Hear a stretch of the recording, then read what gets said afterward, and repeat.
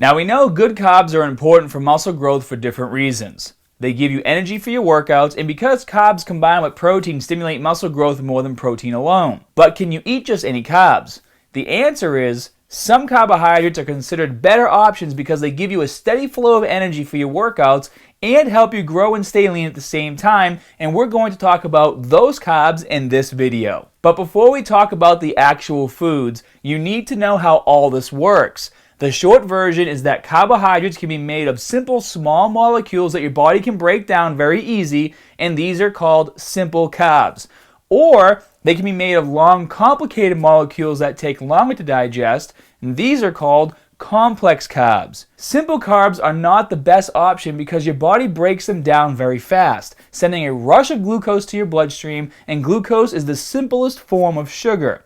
This rush causes your body to release a lot of insulin, or what we like to call an insulin spike, to control all this glucose floating around in your blood. Now here's the problem. When insulin spikes, your body stops burning fat and all the extra glucose is stored as body fat or fluff. In simple terms, this effect that the food has on your insulin levels is measured by the glycemic index, or GI. You need to understand this term because it's one of the ways we decide if a carbohydrate is good or not. GI numbers go up to 100 and lower numbers are better because they mean less of an insulin spike. Complex carbs are the best choice because they are broken down slowly by your body, creating a more constant flow of energy for your lift, and they make the insulin go up slowly instead of a rush, helping you grow muscle instead of fat. Lots of science here, but you need to understand this stuff. Now that you hopefully got the basics though, here is my list of the best carb foods to help you work out harder, feed your muscles, and grow lean. Number 1, beans. Those of you who've known me for a while, you know that I love my black beans. Erica, my wife, is from Brazil, and she introduced me to them, and I have been hooked ever since. Beans are a great source of complex carbs with a low glycemic index of 30, and they also have some extra benefits. They have a good amount of fiber, about 15 grams of protein in 1 cup, and they also have minerals like calcium, for example.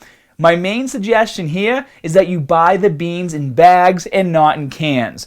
It is okay to eat in cans as long as you don't eat a bunch of cans in a week, but the problem is with cans that their lining contains a chemical called BPA that is believed to cause health issues like cancer and low sperm count.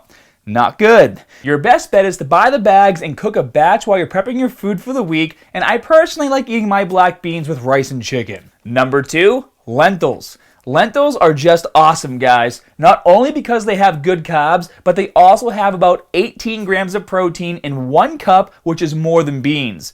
They actually have more fiber than beans too. So if you're not eating lentils, you should really add it to your mix. They are cheap and you can eat them with chicken, as a side for fish, or even use in salads. And if you don't eat meat, lentils should definitely be a part of your meal plan. Number 3 is sweet potatoes. Now, sweet potatoes are a staple in most bodybuilders' diets, mine included. They are good carbs and a great source of vitamins and fiber. But here is something I recently learned. How you cook your sweet potatoes makes all the difference. That's because cooking changes how the carb molecules are arranged, changing how fast your body can break them down. Boiled sweet potatoes have a much lower glycemic index than baked potatoes. The boiled glycemic index is around 45, while the baked is around a whopping 94, which is not good. This means that you should boil your sweet potatoes, or you're not really helping yourself because you're thinking you're eating complex carbs, but in reality the sweet potatoes are acting more like a simple carb. Number 4 is brown rice. This is the most nutritious type of rice because it goes through very little processing. This type of rice has the lowest glycemic index and the most amount of fiber, vitamins, and minerals. The second best choice is wild rice. White rice is at the bottom of the list because it's more processed with the highest glycemic index. White rice also has most of the nutritious components removed, so it has more calories per serving, less vitamins, and less fiber.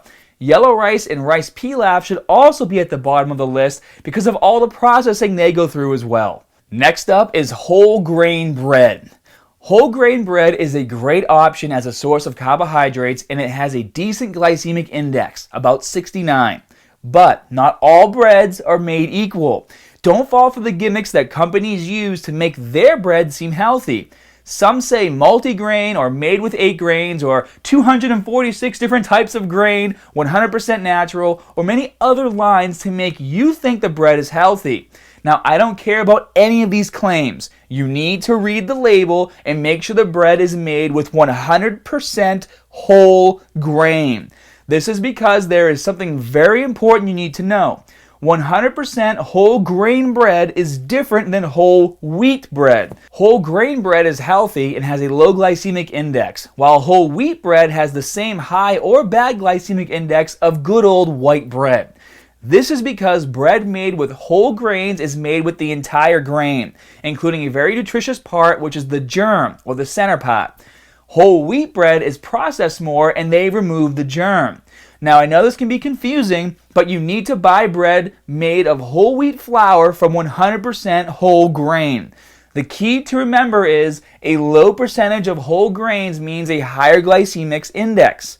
Also, always pay attention to the first ingredient on the label of the bread.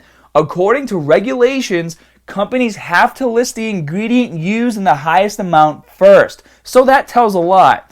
The front label of the bread should say 100% whole grain, and the back, where the nutrition information is, the first item on the ingredient list should be whole wheat flour. There should be no other type of flour listed. Also, they use different flour names to impress you, like enriched wheat flour, for example. Don't buy that. That's just plain old flour with added crap. Now, a great bread option is Ezekiel bread. It doesn't get much better than that unless you make the bread yourself. Here are good examples of bread labels. This first one is Ezekiel bread, and you can see it says 100% whole grain bread. Here is another one clearly saying 100% whole grain. Now check out this label. It clearly says water is the most used ingredient and the second is whole grain whole wheat flour. Now let's see a bad example. Look towards the bottom at the ingredients section. The first one says unbleached enriched wheat flour, which is bad.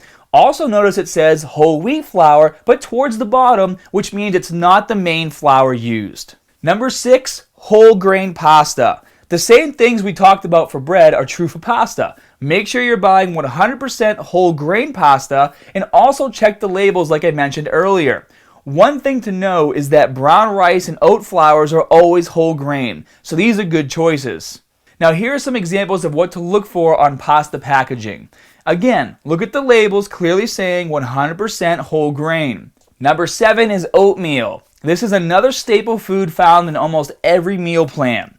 Oatmeal is an awesome source of complex carbs, and it comes with some protein and fiber as well. I add it to my protein pancakes in the morning and is an excellent option as a pre-workout meal. I also mix it with a scoop of Synthesis isolate for some extra protein. My only warning here is that you should stay away from the pre-made packets with different flavors like maple and brown sugar or apples and cinnamon.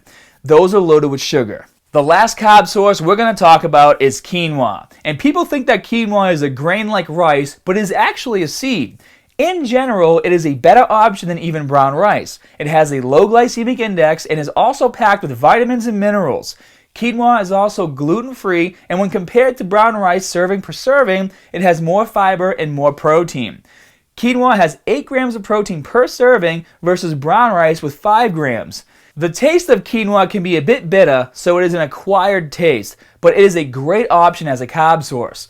I like to cook it just like rice or use it cold in salads because all the other ingredients help mask the bitterness a little bit. I hope you guys enjoyed this video, and if you learned a thing or two, be sure to hit that like button and subscribe for more great content.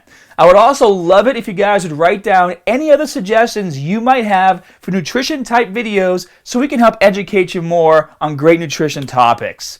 Now, for those of you who are looking for new high protein food sources, check out True Gains. This is my high protein food line with great choices like oatmeal, pasta, granola, protein bars, and chips. All high protein, low carbs, and packed with fiber. The link is in the info section below. I hope you guys have a great week, and as always, more good stuff coming soon. See ya.